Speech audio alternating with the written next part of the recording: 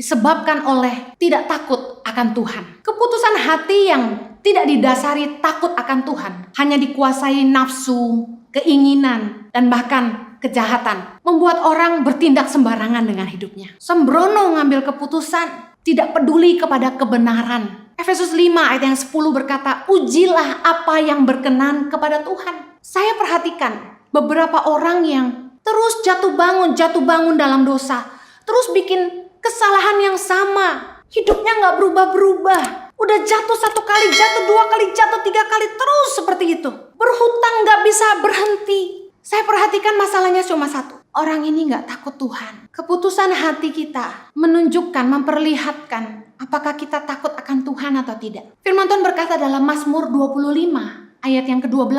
Siapakah orang yang takut akan Tuhan? Kepadanya Tuhan menunjukkan jalan yang harus dipilihnya. Orang-orang yang takut akan Tuhan itu akan dibimbing Tuhan di dalam hatinya untuk memilih jalan yang harus dipilihnya. Amsal 8 ayat 13 berkata begini, takut akan Tuhan ialah membenci kejahatan. Aku benci kepada kesombongan, congkakan, tingkah laku yang jahat, dan mulut penuh tipu muslihat. Kalau kita mau tahu apakah kita hidup takut akan Tuhan atau tidak, mari lihat apakah kita benci kejahatan. Apakah sebaliknya kita rajin berbuat jahat sama orang. Yang kedua, apakah kita sombong?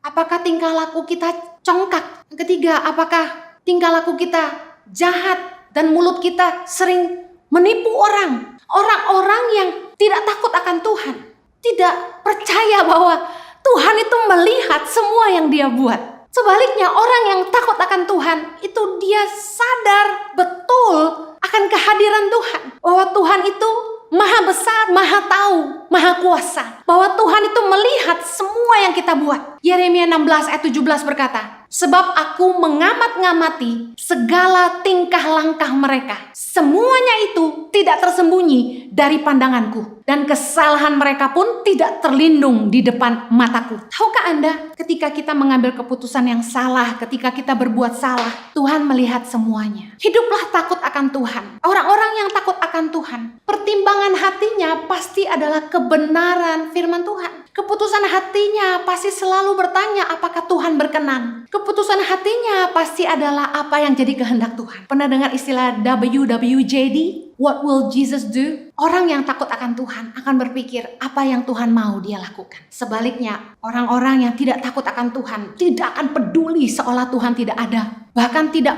percaya akan firman-Nya. Dan bahkan mungkin meskipun tahu firman, tidak peduli akan firman Tuhan. Tidak taat akan firman. Orang yang tidak takut akan Tuhan, tidak heran pertimbangan hatinya hanya kenajisan, kesombongan, nafsu, keinginan, dan akhirnya membuat dia selalu bikin keputusan yang salah, berakhir di tempat yang salah, menikah dengan orang yang salah. Kalau Anda tidak mau ada di tempat yang salah, hiduplah takut akan Tuhan.